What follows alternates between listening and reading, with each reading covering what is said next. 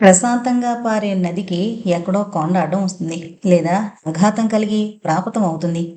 అంతదాకా నెమ్మదిగా ఉండే నది నడక ఎగుడు దిగుళ్లకు లోనవుతుంది. అలాగే జీవితము.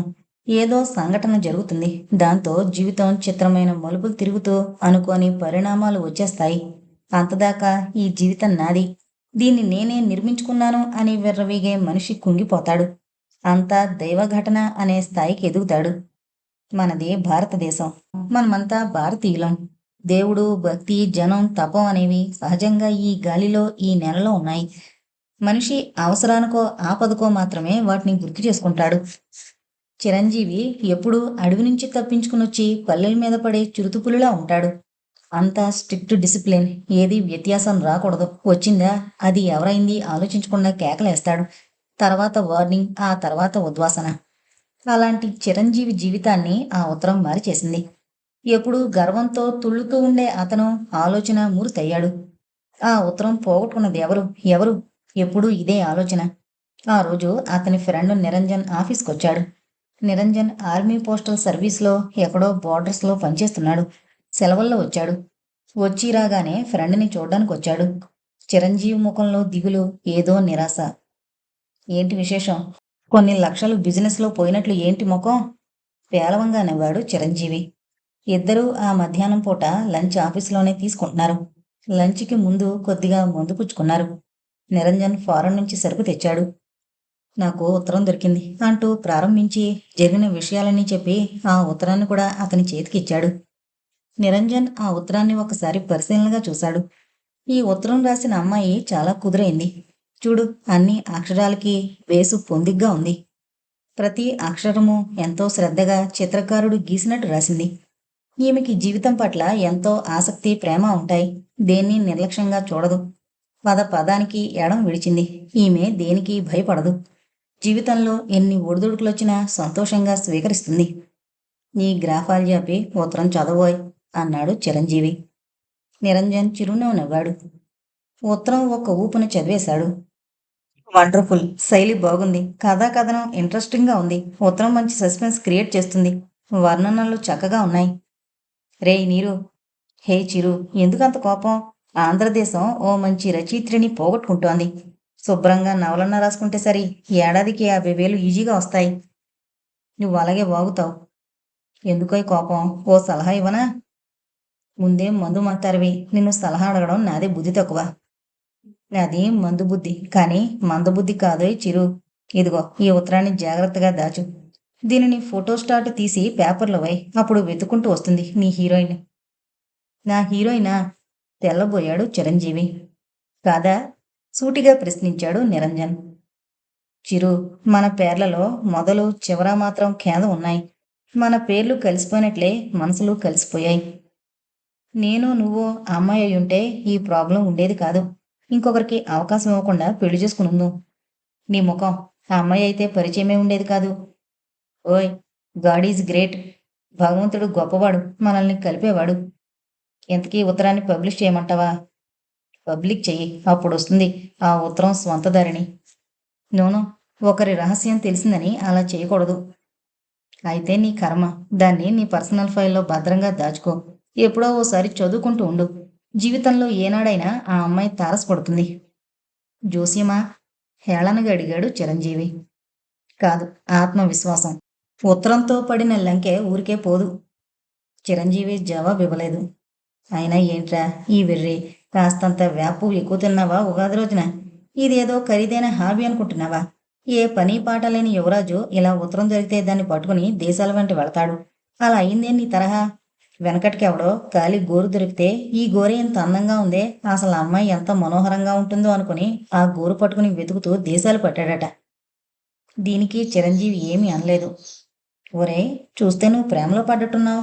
ఆ మాటలకి ఉలిక్కి పడ్డాడు చిరంజీవి. చిరు, ఆ ఉలికిపాటు కలికిపాటేనోయ్. నీరు! గంభీరంగా పిలిచాడు చిరంజీవి. ఇది ప్రేమంటే నేనేమీ అనలేను. కానీ ఆ అమ్మాయి అంటే ఏదో తెలియని అభిమానం పుట్టుకొస్తుంది. అయినా ఆ అమ్మాయి ఆ ఉత్తరంలో స్పష్టంగా ఎవరినో ప్రేమించానంటూ రాసింది. అది చూసి నేనామెను ప్రేమిస్తానా? ఈ లాజిక్ బావుంది అన్నాడు చిరంజీవితో నిరంజన్. ఒక క్షణమాగి ఆలోచించు చిరు. ఎందుకీ వృధా ప్రయాస? నిట్టూర్చాడు చిరంజీవి. చెప్పానుగా, ఏదో మనసుకు అలా అనిపించింది. అంతే, దానికి వెనక ముందు తోకలేమో లేవు. Very good. ఇక ఈ విషయం వదిలేద్దాం. నీ మ్యారేజ్ ప్రపోజల్స్ ఏమయ్యాయి? నాన్నగారు అంకుల్కి రాశారు రాజమండ్రి సంబంధం చూడమని. ఆ అమ్మాయిని చూసావా? ఉహుం. పేరు కరుణ. బిఏ రాసింది మొన్ననే. ఎత్తు సుమారు 5 అడుగులు. రంగు బంగారు ఛాయ. కళ్ళు కలువలు. ముక్కు సంపెంగట. జడ చమరీ మృగవాలం. ఇంకా వర్ణించారు. నడక నెమలి నడకేనట. అన్నింటికీ మించి ఆ అమ్మాయి ఒక్కతేనట. పట్నం 3-4 మధ్య. లాంఛనాలు, fridge, video house, flat, double foam bed, cooler. ఇంకా అమ్మాయికి 15 తులాల బంగారం. చప్పట్లు చెరిచాడు నిరంజన్. అది చూసి తెల్లబోయాడు చిరంజీవి. బావుంది. మంచి బేరమేనన్నమాట. వ్యంగ్యంగా అన్నాడు నిరంజన్. చిరంజీవి ముఖం సిరంజితో తీసిన రక్తం బొట్టు రానంతగా పాలిపోయింది. నీరు అన్నాడు బాధగా. ఇవేమీ మేం కోరలేదు. అమ్మ కానీ, నాన్న కానీ, మావి కానీ, నేను కానీ అడగలేదు. ఆమె తల్లిదండ్రులే ఇవన్నీ చెప్పారట. నాకే కాదు, ఎవరికిచ్చినా ఇవన్నీ ఇస్తారట అన్నాడు సంజేషి ధోరణిలో. కాలేజీలో డిబేట్స్ వరకేనన్నమాట నీ వరకట్న నిషేధాలు. అందుకేరా దేశం ఇలా తగలబడుతోంది. పెళ్లికి ముందు వాగ్దానాలు, ప్రతిజ్ఞలు. పెళ్లి వేళకి దానాలు పట్టడం, ఆజ్ఞలు వినడం. మిమ్మల్ని తగలయ్యా, ఆడపిల్ల పుట్టడమే శిక్ష, ఆడపిల్లగా పుట్టడమే శాపం అనుకునేటట్టు చేస్తున్నారా? చిరంజీవి ఏం మాట్లాడలేదు. నిరంజన్కి కసిగా ఉంది. ఆ కసంతా డ్రింకు తీసుకోవడంలో, ఆపై తిండి తినడంలో చూపించాడు. దాదాపు 3 గంటల వేళ లేచి నుంచుని వస్తా బ్రదర్ అంటూ వెళ్ళిపోయాడు. చిరంజీవి తిరిగి తన ఆలోచన లోకాలకు వెళ్ళిపోయాడు. రాఘవయ్య గారు రాసిన జాబు చూసుకుని వచ్చాడు శివరావు. అతను జానకమ్మ గారి కంటే పెద్దవాడు. స్వంతంగా కలప వ్యాపారం చేసుకుంటూ 3 కొడుకుల్ని బాగా చదివించి ఒకణ్ణి డాక్టర్ని, ఒకణ్ణి ఇంజనీరు, ఆఖరివాణ్ణి లాయర్ని చేశాడు. 3 మధ్య ఒక్కరితైనా ఆడపిల్లలు లేరే అని అప్పుడప్పుడు బాధపడుతూ ఉంటుంది శివరావు భార్య సుగుణ. ఆడపిల్లలు లేకపోవడమే మన అదృష్టం. చూస్తున్నావుగా, ఆడపిల్లలున్న వాళ్ళ సౌభాగ్యం. కూతుర్ని అల్లారుముద్దుగా పెంచుతారు. అమ్మాయి ఇష్టప్రకారంగా, తమ అభిరుచుల ప్రకారంగా పెంచుకుంటారు. విద్యాబుద్ధులు చెప్పిస్తారు. ఎన్నైనా ఆఖరికి ఒకటి చేతుల్లో పెట్టి పంపాల్సిందే కదా. అప్పుడే వచ్చేది చిక్కు. తగిన వరుడు దొరకడు. పైపై మెరుగులు చూసి అందానికో, ఆస్తికో, ఐశ్వర్యానికో ఓటు వేస్తారు. పూర్వం ఎలా జరిగిపోయిందో కాని సుగుణ, ఈ కాలం పెళ్లిళ్ళు పిల్లలకి స్వేచ్ఛిచ్చి చేయాల్సిందే. శివరావు విషయం అంతే. అతని ఏ విషయాన్నైనా రీసెర్చ్ చేసినంతగా ఆలోచించి ఒక్కో మాట తీసేసి రాసినంతగా చెప్తారు. చెప్పడమే కాదు, కొడుకుల పెళ్లి విషయంలో కూడా అలాగే చేశారు. కొడుకులకి పూర్తి స్వేచ్ఛిచ్చి వాళ్ళు ఎన్నుకున్న అమ్మాయిలకి ఇచ్చి చేశాడు. అయితే ఒక్కో సంబంధం నిశ్చయం చేయడానికి ఏడాది టైం తీసుకున్నాడు. శివరావు తమ్ముడు ప్రభాకర్. అతనికి 3 ఆడపిల్లలు, ఒక్కడే కొడుకు. కూతుళ్ళ పెళ్లిళ్ళ విషయంలో ప్రభాకర్ ఎంతగానో కష్టపడ్డాడు. ఎలాగో పెళ్లిళ్ళు అయ్యాయి అనిపించినా ఆ కూతుళ్ళకి, అల్లుళ్ళకి ఎప్పుడూ పడదు. సంసారాల్లో ఎప్పుడూ గొడవలే. అయినా ఒక్కొక్కరికి 3 పిల్లలు. ఆ విషయం విన్నప్పుడల్లా శివరావు నవ్వుతాడు. ఇంట్లోంచి పోట్లాడి వెళ్లిపోయిన పిరికి వెధవ బ్రతుకు తెరువు దొరక్క మిలిటరీలో చేరితే, యుద్ధం వచ్చినప్పుడు గడగళ్లాడిపోయినా తప్పనిసరి ఫీల్డ్కు వెళ్లి గడగళ్లాడుతూ తుపాకీ పేలిస్తే అది ఎదుటి కమాండర్కి తగిలి దురదృష్టవశాత్తు వాడు చేస్తే ఈ పిరికి వెధవకి వీరచక్ర బహుమతి ఇచ్చినట్లుగా వాళ్ళు తల్లిదండ్రులయ్యారు అంటాడు. ఆ శివరావు ఇప్పుడు చిరంజీవి పెళ్లి విషయమే వచ్చాడు. వచ్చి రాగానే, బావా, నాకు పెళ్లి సంబంధం మాట్లాడడం ముఖ్యం కాదు. నిన్ను, చెల్లైని, చిరంజీవిని చూసి వెళ్లాలని వచ్చా అన్నాడు. అన్నగారి సంగతి తెలిసిన జానకమ్మ ఏమీ అనలేదు. రఘురామయ్య గారు చిరునవ్వు నవ్వాడు. నిజం బావా, నా అల్లుడికి కొన్నైనా నా లక్షణాలు వచ్చి ఉంటాయని అనుకుంటున్నాను. కానీ నీ ఉత్తరం చూసి పొరపడ్డాను. ఈ కాలం యువకులకి, అందున చిరులాంటి హీరోకి మనం సంబంధం చూడడమేమిటి? నాన్నగారు, నేను పలానా ప్రేమించుకున్నాం. అడ్వాన్స్ అయ్యాం. మీరు పెళ్లి జరిపించి ఆశీర్వదించండి అనాలి. అన్నయ్య, పిలిచింది జానకమ్మ. తెలిసిందమ్మా, తెలిసింది. మీ విషయమంతా తెలిసిపోయింది. వాణ్ణి రాముడు బుద్ధిమంతుడు అన్నంత ఇదిగా పెంచారు. వాడు మంచి బాలుడైపోయాడు. మీరు గొర్రెను తెచ్చి దాని మెళ్ళలో తాళి కట్టి పడేయమంటే తలుపుతాడు, తాళి కడతాడు. దానికి పిల్లల్ని కంటాడు. బావా, అడ్డొచ్చాడు రఘురామయ్య. సరే బావా, సరే. మీ పెంపకాన్ని గురించి ఏమీ అన్నం, కానీ చిరు జాతకాన్ని తిడతాను. అయినా మీరు చదువుకున్న వాళ్లే ఇలా పెంచారేంటని నా బాధ, అంతే. శివరావు ముఖంలో ఏవో ఆలోచనలు తారట్లాడాయి. బావా, ఆ అమ్మాయి ఫోటో తెచ్చావా? అబ్బే, ఆల్బమే పట్టుకొచ్చాను. ఏడాది వయసులో బోర్లా పడుకున్నప్పటి ఫోటో నుంచి 3 ఏళ్ల వయసులో నగ్నంగా, 5 ఏళ్లకి అర్ధనగ్నంగా ఉన్న ఫోటోలు కూడా ఉన్నాయి అందులో. లేటెస్ట్ ఫోటో కూడా ఉంది. మిస్ రాజమండ్రిగా ఎన్నికైన ఫోటో ఉంది. మిస్ మద్రాసు పోటీకి వెళ్ళిన ఫోటో కూడా ఉంది. ఫోటోజెనిక్ ఫేస్ కాదు, నిజంగా అందంగా కూడా ఉంటుంది. ఆల్బమ్ తెచ్చాననగానే రఘురామయ్య గారికి నవ్వొచ్చింది. జానకమ్మ ముఖం వికసించింది. ఆల్బమ్ తెచ్చావా, ఏది అంది. తొందరపడకండి, చిరంజీవిని రాని కలిసి చూద్దురు గాని. ఆయన ఫోటో చూసి ఆ అమ్మాయిని ఎన్నిక చేసుకునేది వాడు కానీ మీరు కాదు కదా, చేసుకునేది వాడే కదా. చిరంజీవికి నచ్చకపోవడం అంటూ ఉండదు. కరుణ అంటే అరుణ రేఖలా ఉంటుంది. సూర్యోదయ వేళలో తూర్పు దిశలా ఉంటుంది. సంధ్యా సమయంలో సూర్య బింబంలా ఉంటుంది. వేసవి మల్లెలా ఉంటుంది. వెన్నెల చెలిలా ఉంటుంది. గొప్పగా అన్నాడు శివరావు. లావుగా ఉంటుందా, నవ్వుతూ అన్నాడు రఘురామయ్య. ఛ, కరుణ లాంటి అమ్మాయిలు జీవితంలో లావు కారు. ట్రిమ్గా ఎప్పుడూ శోభనపు పెళ్లి కూతురులా ఉంటారు. చిరంజీవి ఒప్పుకోకపోతే వాడి దురదృష్టం. అంతేకాని కరుణ పేరు పెట్టదగిన అమ్మాయి కాదు అన్నాడు శివరావు. ఆల్బమ్ ఏది అడిగాడు రఘురామయ్య. భర్త వేసిన ప్రశ్ననే ముఖంలో ప్రశ్నార్థకంగా ప్రకటించింది జానకమ్మ. సూట్ కేసులో ఉంది, తీసిస్తాను. అయినా నాకు తెలియక అడుగుతాను. నేను చూసి బాగుందని చెప్పిన అమ్మాయిని మళ్ళీ చూడాలా? నా మాటలు చాలవు. నా కళ్ళు ఎక్స్రే కళ్ళు. నేను మనిషి అందాన్ని సమతూకం వేయగలను. ఇప్పుడు నచ్చాల్సింది మీకు కాదు, చిరంజీవికి అన్నాడు ఖరాఖండిగా. ఆ మాటలకి నవ్వాడు రఘురామయ్య. ఇది బాగుందన్నయ్య, నువ్వు చూసి చెప్పినంత మాత్రాన అవుతుందేమిటి, మేం చూడొద్దా అంది జానకమ్మ.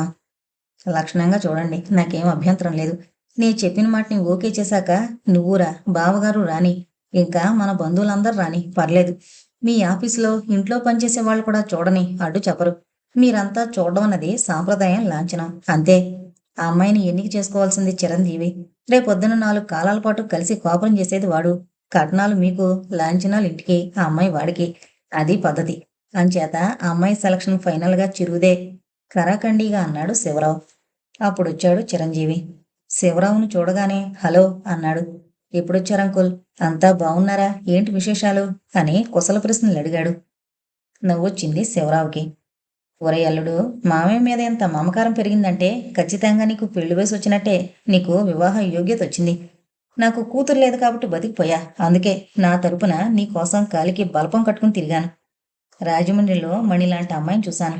నువ్వు చూసి ఓకే చెప్తే. మణి ఎవరు మామయ్య అడిగాడు చిరంజీవి. నీ ముఖం. నా ముఖం మణిలా ఉంటుందా? ఆ అమ్మాయి నా ముఖంలా ఉంటుందా?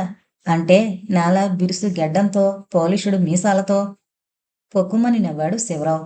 చిరు, నీలో చమత్కారం ఉంది, హాస్యం ఉంది, టేక్ ఇట్ ఈజీ అనే మనస్తత్వం ఉంది. నువ్వు జీవితంలో సుఖపడతావు, కష్టపడతావు. చిన్న చిన్న విషయాల్లో కష్టపడతావు, పెద్ద పెద్ద విషయాల్లో సుఖపడతావు. అది సరే, ఇదిగో ఫోటో ఆల్బమ్. ఆ అమ్మాయే కరుణ. బిఏ, లక్షల కట్నం, వేల లాంఛనాలు తెస్తుంది. అన్నింటికంటే ముఖ్యంగా చూపుల్లోకి వెన్నెల్లా ఉంటుంది. అలసి బజార్ నుంచి వస్తే భారీ ముఖం చంద్రబింబంలా కనిపించాలి. అప్పుడే అలసిన మనసుకి ఆహ్లాదం. అంకుల్ అంటూ ఆల్బమ్ అందుకున్నాడు. ఆల్బమ్ని తెరవకుండానే అంకుల్, మీరు అమ్మాయిని చూసారా అని అడిగాడు చిరంజీవి. వెర్రి నాయన, నవ్వాడు శివరావు. నీ చూడందే, చూసి ఓకే చేయిందే నీకు రికమెండ్ చేస్తాననుకున్నావా? నాకు నచ్చింది, నేను మెచ్చాను, అందుకే ఇంత దూరం పరిగెత్తుకొచ్చాను అన్నాడు శివరావు. ఆల్బమ్ తను చూడలేదు, తండ్రికి ఇవ్వలేదు. తల్లి చేతికిచ్చాడు చిరంజీవి. అబ్బో, రాముడు కౌసల్య కొడుకనన్నారు. నువ్వు అంతే. జానకి తనయుడివి, తల్లి మాట జవదాటవు. ఆమె ఓకే అంటే ఓకే, అవునా? నిన్ను చూస్తుంటే నాకెంతో ముచ్చటగా ఉందిరా చిరంజీవి. నువ్వు చిరంజీవివై నూరేళ్లు నిండుగా జీవించాలని ఆశీర్వదిస్తున్నా. ఈనాటి యువతరంలో నీ అణకువ, ఈ వినయం, ఈ సౌశల్యత. బావా పిలిచాడు రఘురామయ్య. మీ చెల్లై చూసింది, నేను చూశాను. ఆ అమ్మాయి ఓకే. ఇదిగో చిరు, నువ్వు ఆల్బం చూడు అన్నాడు. చిరంజీవి ఆల్బం అందుకొని చొప్పున తెరిచాడు. 16 వసంతాలకి ఒక రూపం వచ్చినట్టుగా ఉందో అమ్మాయి. బంగారానికి ఆకారం అబ్బినట్లుందా యువతి. కవుల వర్ణనలకి ప్రతీకగా, చిత్రకారుడి కుంచెకి రూపకల్పనకి మూలంలా ఉందో మధురాకృతి. అంతే, ఇక ఆల్బం తిరగే లేదు చిరంజీవి. అతని గుండె ఆమె పాదాల చెంత వాలిపోయినట్లయింది. అల్లుడి ముఖంలోని సంతృప్తిని చదివేశాడు శివరావు. చిరంజీవి తల్లివైపు చూసి మేడపైకి వెళ్ళిపోయాడు. శివరావు విజృంభించాడిక. చూడు బావా, సంబంధం అంటున్న అతని వాక్ ప్రవాహంలో మునిగిపోయారు దంపతులిద్దరూ. రఘురామయ్య గారు, జానకమ్మ, చిరంజీవి కారులో పెళ్లిచూపులకు బయలుదేరి వెళ్లారు. ముందుగా శివరావు ఇంట్లో దిగారు. కుశల ప్రశ్నలు, పలకరింపులు అయిపోయాయి. శివరావు ఆడపెళ్లి కూతురు వారింటికి కబురు పంపాడు. మరో గంట తర్వాత అందరూ కలిసి పెళ్లిచూపులకు బయలుదేరారు. లాంఛనప్రాయంగా వీరికి వాళ్ళు మర్యాదలు చేసి ఆ అమ్మాయిని తీసుకునొచ్చారు.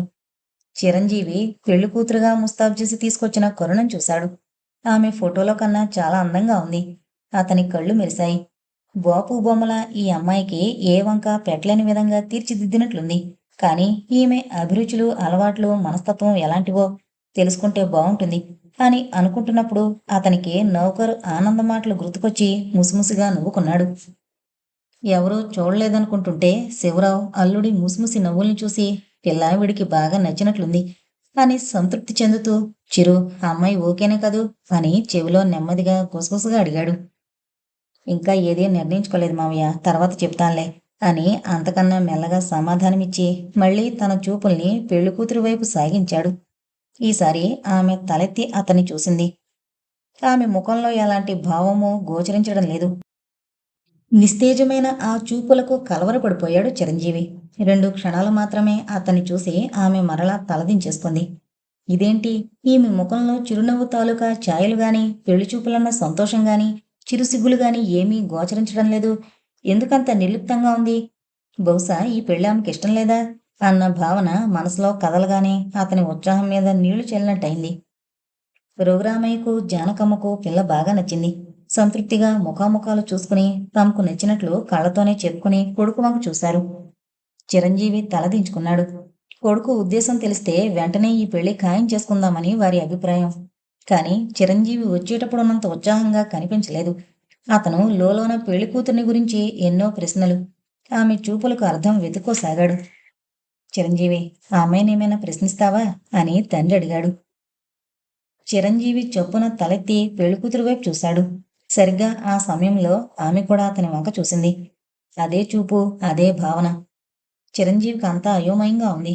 ఆమె ప్రవర్తనలో ఎలాంటి మార్పు లేదు. తండ్రి వంక చూసి అవసరం లేదు, వెళ్ళి లెటర్ రాద్దాం అన్నాడు క్లుప్తంగా. తను ఒక నిర్ణయానికొచ్చే ముందు ఆమెతో కొంచెం సేపు మాట్లాడాలనుకున్నాడు. అది ఇంతమందిలో సాధ్యపడదు. మహా అయితే మీరేం చదివారు, మీ పేరు వగేరా ప్రశ్నలు అడగడం తప్ప ఒకరి మనసు ఒకరు తెలుసుకునే అవకాశం ఉండదు. అందుకే అలాంటి మామూలు ప్రశ్నలు అడగదలుచుకోలేదు. పైగా ఆమె అంత సుముఖంగా ఉన్నట్టుగా లేదు. అందుకే త్వరగా అక్కడి నుంచి వెళ్ళిపోదామనిపించి అలా అన్నాడు చిరంజీవి. మరి కాసేపటి తర్వాత రఘురామయ్య గారు లేస్తూ, మరి మాకు సెలవిప్పిస్తే బయలుదేరతాం, వెళ్ళగానే ఉత్తరం రాస్తాం అని కరుణ తండ్రితో అన్నాడు. కరుణ తండ్రి చేతులు నలుపుకుంటూ, మన సంబంధం కుదిరితే బావుంటుందని ఆశపడుతున్నాను. అనుకూలమైన వార్త మీ నుంచి వస్తుందని ఎదురుచూస్తూ ఉంటాను అని వినయంగా అన్నాడాయన. అందుకు రఘురామయ్య గారు చిరునవ్వు నవ్వి, అలాగే, అంతా మంచి జరుగుతుందని ఆశిస్తున్నాను అని నమస్కారం చేసి సెలవు తీసుకున్నాడు. ఆయనతో పాటు అందరూ లేచారు. కరుణ తండ్రి వారిని గుమ్మం దాకా వెళ్లి సాగనంపొచ్చాడు. పెళ్లికూతురు కరుణను గురించి చాలాసేపు ఆలోచించాక ఒక నిర్ణయానికొచ్చాడు చిరంజీవి. వెంటనే ఫోన్ దగ్గరకు వెళ్ళాడు. 10 నిమిషాలకు గానీ లైన్ దొరకలేదు. హలో. Yes please. వీణ మీటినట్లు మృదువుగా పలికింది అవతల నుంచి ఓ స్త్రీ స్వరం. ఆ గొంతుకు వింటూనే అది కరుణ గొంతు కాని పసిగట్టాడు చిరంజీవి. బ్రతికించావు మహాతల్లి, ఫోను ఎవరు ఎత్తుతారోనని కంగారు పడ్డాను అని మనసులో అనుకున్నాడు. మీరు కరుణ గారే కదూ? ఎందుకు మీరెవరు? పెళ్ళికొడుకుని. అంటే మొన్న మిమ్మల్ని చూడ్డానికొచ్చిన పెళ్ళికొడుకుని, చిరంజీవిని. ఓ, మీరా? నేను మీరాను సక్కుబాయిని కాదు ఉడుక్కున్నాడు చిరంజీవి. మీరెవరైతే నాకేంట్లేండి, మీరెందుకు ఫోన్ చేశారో సెలవివ్వండి. అదేంటి, కాబోయే పెళ్ళికొడుకును, మీ ఇంటి అల్లుడిని కావలసిన వాడిని పట్టుకుని ఇలాగేనా మాట్లాడేది? అవతల నుంచి పకపక నవ్వు వినిపించింది. చిరంజీవి కొద్దిగా తత్తరపడ్డాడు ఆ నవ్వు విని. నవ్వుతున్నారా? లేదు, ఏడుస్తున్నాను. నవ్వుతూనే వ్యంగ్యంగా అన్నదామె. చిరంజీవికి తల తీసేసినంత అవమానకరంగా ఉంది.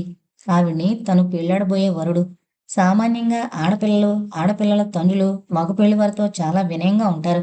ఎక్కడ బిడిసి కొడుతుందోనని చాలా గౌరవంగా వ్యవహరిస్తారు. మరి ఈవిడేంటి, తనను ఫూల్ చేసి నవ్వుతున్నట్లు నవ్వుతోంది? అంత నవ్వు తెప్పించే విషయం ఏముందని అని చిరంజీవికి కోపమొస్తున్నా తమాయించుకున్నాడు. చూడండి, నేను మీతో ఒక విషయం చెప్పాలి. చెప్పండి. ఆ కంఠంలో అదే నవ్వు, అదే వ్యంగ్యం. సీరియస్‌గా చెప్పాలి. కోపాన్ని అణుచుకుంటూ అన్నాడు చిరంజీవి. సీరియస్‌గానే చెప్పండి. చిరంజీవి ఒక క్షణం తటపటాయించాడు. ఆమె అల్లరి, మాట్లాడే పద్ధతి చూస్తుంటే తన మీద తేలిక అభిప్రాయం ఉన్నట్లు అనిపిస్తోంది. అంటే ఆమెకు తనంటే ఇష్టం లేదా? మొత్తానికి ఆమె మనసులో ఏదో ఉంది. అందుకే అలా కావాలని మాట్లాడుతుందేమో. ఏది ఏమైనా ఆమెతో ముఖాముఖి మాట్లాడడం మంచిది అనుకున్నాడు. నేను రేపు సండే మీ ఊరొస్తున్నాను చెప్పాడతను. దేనికి? మీకోసమే. నాకోసమా? అవును. మీతో పర్సనల్‌గా మాట్లాడిన తర్వాత నా అభిప్రాయం చెబుదామనుకుంటున్నాను. మీకు అభ్యంతరం లేకపోతే వస్తాను. రమ్మంటారా? ఆమె ఒక క్షణం మౌనంగా ఉండి, మీరు రాకపోతేనే బావుంటుంది అంది. గతుక్కుమన్నాడు చిరంజీవి. ఏమన్నారు? మిమ్మల్ని రావద్దంటున్నాను. ఏం వినపడలేదా? అబ్బే! ఎందుకు వినపడలేదు? లక్షణంగా వినిపించింది. అదే కారణం తడబడుతూ అడిగాడు చిరంజీవి. కారణం చెప్పండి. నేనంటే ఇష్టం లేదా? ఇష్టం లేదని చెప్పడానికి నాకు ఏ కారణాలు కనిపించడం లేదు. కాకపోతే నా మనసు ఇంతకు పూర్వమే ఒక మంచి మనిషికి అంకితమైపోయింది. జీవితాంతం అతని సాహచర్యంలో బ్రతకాలని ఎన్నో బంగారు కలలు కన్నాను. కానీ మా పెద్దలు మా ప్రేమను హర్షించలేదు. పెళ్లికి అంగీకరించలేదు. నా నోరు నొక్కి మరొకరితో నా వివాహం జరపాలని చూస్తున్నారు. ఇది సంగతి. నేను ఇలా మనసు విప్పి ఉన్న విషయం చెప్పినందుకు ఏమీ అనుకోరు కదూ? కరుణ మాటలు వింటుంటే తను ఊహించింది నిజమైనందుకు చిరంజీవి పెద్దగా బాధపడలేదు. కాకపోతే తల్లిదండ్రుల ఎదుట ఎంతో బుద్ధిమంతురాల్లా కనిపించిన ఈ అమ్మాయిలో ఇంత చిలిపితనం, ఇంత ధైర్యము అని ఆశ్చర్యం కలిగింది కొన్ని క్షణాలు. ప్లీజ్, మీరు మా ఊరు రావడం లేదు. ఆమె మాట పూర్తి కాకముందే తేలిగ్గా నవ్వేస్తూ అన్నాడతను. ఆమె ఏదో పెద్ద బరువు దిగినట్లు ఊపిరి పీల్చుకుని థ్యాంక్స్ అంది. Wish you best of luck. త్వరలో మీ పెళ్లికి ఆహ్వానం వస్తుందని ఆశిస్తున్నాను. అదే మీ ప్రేమికునితో మీ పెళ్లి తప్పక జరుగుతుంది. Many many thanks. ఆమె కృతజ్ఞతలు తెలిపింది. నలుదిశలా చీకటి దట్టంగా ఉంది. కన్ను పొడుచుకున్నా కానరాని ఆ చీకట్లో ఒక ఆకారం వడివడిగా నడిచి వెళుతోంది. ఎక్కడికి వెళుతోందో ఆమెకే తెలీదు. కానీ వెళ్ళాలి. త్వరగా. వీలైనంత త్వరగా ఆ పరిసరాల్ని వదిలి వెళ్ళిపోవాలి. ఆ రాక్షసుల బారి నుంచి తప్పించుకుని పోవాలి. ఎట్టి పరిస్థితుల్లోనూ వాళ్లకు దొరకకూడదు అని నడక వేగాన్ని పెంచి పరుగులు తీసాగింది ప్రియంవద. కారు చీకట్లో నైపుణ్యం గల విలుకాడు వదిలిన బాణంలా రివ్వున దూసుకుపోతుందామె. అప్పుడప్పుడు వెనక్కి తిరిగి చూస్తూ మధ్య మధ్య ఆగి తనని ఎవరైనా వెంబడిస్తున్నారేమో అన్న అనుమానాన్ని నివృత్తి చేసుకుంటూ ముందుకు వెళుతోందామె. ఆమె వయసు 2 పొదలుంటుంది. ప్రియంవద చాలా చక్కని పేరు. కాని పేరుకున్న చక్కదనం భగవంతుడు ఆమెకివ్వలేదు. చిన్నతనంలో స్ఫోటకం పోసి ముఖమంతా గుంటలు పడిపోయి మచ్చలు మచ్చలుగా అసహ్యంగా ఉంటుంది. అదే ఆమె చేసుకున్న పాపమన్నట్లు ఆమె రూపం ఆమెకు శత్రువైపోయింది. కాని తనలాంటి అందవిహీన కూడా పొడుపు వృత్తికి పనికొస్తుందని వరలక్ష్మి రుజువు చేయబోయింది. వరలక్ష్మి ఎంత మంచిదానిలా నటించింది. తన కష్టాలు విని సానుభూతి చూపిస్తే తను కరిగి ఆమెను నమ్మి వెళ్ళింది. అదే బ్రోతల్ హౌస్. వరలక్ష్మి ఆ గృహానికి యజమాని. ప్లాట్ఫామ్ మీద దిక్కుతోచని అయోమయ స్థితిలో ఉన్న తనను మాయమాటలతో తీసుకెళ్లి నిర్బంధించింది. ఎలాగో తప్పించుకుని బయటపడితే గూండాలను పట్టుకోమని తన మీద కూసుగొల్పింది. ఆ గూండాలు యమభటుల్లా భయంకరంగా ఉంటారు. తమ వృత్తిలోకి దిగనని మొరాయించే తనలాంటి కొత్త అమ్మాయిల్ని ఆ గూండాల చేత నరకాన్ని సృష్టిస్తుంది. ఏ దేవత కరుణైతేనేం ఆ మురికి కోపం నుంచి యమభటుల నుండి పారిపోయి చాలా దూరం వచ్చేసింది. ఇక పర్వాలేదు. వాళ్ళు దారి తప్పుంటారు. అసలు ఇది ఏ ప్రాంతం? హైదరాబాదులో ఇలాంటి నిర్జన ప్రదేశాలుంటాయని తనకు తెలీదు. త్వరగా వెళ్ళిపోవాలి. ఎక్కడికి? తెలీదు. ఇదే తనకు తెలిసిన జవాబు. తనొక మార్గహీన. బాట తప్పింది. జీవన గతి తప్పింది. కాదు, నమ్మకాలు నశించాయి. ప్రేమ మీద రోత పుట్టింది. నిండు జీవితాన్ని, ప్రేమను నమ్మి ఆయనకి అంకితం చేసింది. కానీ కానీ ఆయన తనను మోసం చేశాడు. దగా చేశాడు. స్టేషన్కు తనను రమ్మని చెప్పాడు. తిరుపతి వెళ్ళి పెళ్లి చేసుకుందామన్నాడు. మన ప్రేమను తనివి తీరా పండించుకుందామన్నాడు. నిజమని నమ్మింది. నమ్మకేం చేస్తుంది? తనకెవరూ లేరు. ఉన్నవాళ్లు లేని వాళ్లతో సమానమయ్యారు. తండ్రిని లెక్క పెట్టుకోవాల్సిన అవసరం లేదు. పిన్ని చాలు, 10 మంది పెట్టు. తన జీవితాన్ని కాల్చి భస్మం చేయబోతుంటే దిక్కుతోచని స్థితిలో మనసారా ప్రేమించిన ఆయన మాటల్ని విశ్వసించి ఆ ఇంటి గడప దాటొచ్చేసింది. ఒక రకంగా పిన్నిని ఎదిరించినట్టే. పిన్ని ఎంత ఎత్తుని ఎగిరిందో నానా మాటలంది. తను చెప్పిన సంబంధం చేసుకోనన్నానని దుమ్మెత్తిపోసింది. నా కొంపలో శనిలా దాపురించావు అంది. అది ఆవిడ ఇల్లట. ఆ ఇంట్లో ఉండే హక్కు లేదు, పొమ్మంది. మొండికేస్తే తన్ని తగలేస్తాను అంది. అసలావిడ ఆడమనిషేనా అనిపించింది. ఆమె తిడుతుంటే తన ప్రాణం సిగ్గుతో చచ్చిపోయింది. అలగా జనం మాదిరి ఆ తిట్లేంటి? తన మీద ఎందుకంత పగ? తనేమన్నా మనసులేని కట్టా? ఆమె చెప్పినట్లు వినడానికి ఎన్నో ఏళ్లు ఆరడి భరించింది. ఆమె చెప్పినట్లే నడుచుకుంది. కాని ఆడదాని జీవితంలో అతి ముఖ్యమైన పెళ్లి విషయంలో కూడా శాసిస్తుంటే ఎలా సహించుండడం? ఆమెతో తిట్లు తిని అక్కడ నిర్జీవంగా పడుండే కన్నా ఆయనతో కలిసి గంజి తాగుతూ తృప్తిగా బ్రతకడమే ఎన్నో రెట్లు మేలు అని నిర్ణయించుకుని వచ్చేసింది. ఆయన రాలేదు. తన నమ్మకాలు వమ్మైపోయాయి. ఈ చుట్టూ ఉన్న చీకట్లానే తన జీవితం అంధకారమైపోయింది. నాన్నవాళ్లు లేని ఈ ఒంటరి ఆడదాన్ని సమాజం ఎలా బ్రతకనిస్తుంది? వరలక్ష్మి లాంటి రాక్షసులు ఉన్నంతకాలం తనకు రక్షణ లేదు. పైగా పురుష సమాజంలో ఎన్ని తోడేళ్ల బారి నుండి తప్పించుకోవాలో. ఎలాగో జీవించాలనుకున్నా ఏ ఆశ కానరావడం లేదు. కన్నె మనసు ఆశలు విరిగిపోయాయి. మదినిండా సందడి చేసిన తొలివలపు దగా చేసింది. ఆయన స్పర్శతో వీణ తీగల్లా స్పందించిన నరాలు నేడు ఉద్రిక్తతను కోల్పోయాయి. బ్రతుకంతా అమావాస్య చీకటైపోయింది. అయినా ఎక్కడో ఆశ, చివురంత ఆశ, గోరంత ఆశా కిరణాలు బ్రతుకు మీద మమకారాన్ని కలిగిస్తున్నాయి. ఇంత పెద్ద లోకముంది. ఇన్ని వేలు లక్షల జనాభా ఉన్నారు. వీరంతా బ్రతకగాలింది తనొక్కతి బ్రతకలేదా? తను పెద్దగా చదువుకోలేదు. అందుకు సిగ్గుపడాల్సిన పనిలేదు. స్కూల్ ఫైనల్ పాస్ అయింది. టైపు నేర్చుకుంది. పిన్ని దయవలన ఆ మాత్రమైనా నేర్చుకోగలిగినందుకు సంతోషించాలి. తన పొట్ట పోసుకోవడానికి ఆ మాత్రం చదువు చాలనుకుంటాను. అంతగా ఆ చదువు ఉద్యోగాన్ని ఇప్పించలేకపోతే రెక్కలు కష్టం చేయడం తనకు కొత్తేమీ కాదు. ఇంటెడు పనంతా తనే కదా రోజు చేసేది. పిన్ని ఏనాడైనా నడుము వంచిన పాపాను పోయిందా? ఆవిడ పెట్టి పుట్టింది. అందుకే కూర్చుని సుఖపడేది. తనకెన్ని కష్టాలో ఎవరికి చెప్పుకుంటే తన ఆవేదన తీరుతుంది. అందుకే తనలో తానే దాచుకుంది. అందుకే తన మీద తనకు పుట్టెడు జాలి. అసలు ఈ లోకంలోకి ఒంటరిగా ఎందుకు రావాలి? ఏ ప్రేమలకు నోచుకొని బ్రతుకు ఎంత దుర్భరమో తను స్వయంగా అనుభవించింది. అమ్మ ఆ పిలుపులోని మాధుర్యాన్ని చెవి చూడలేదు.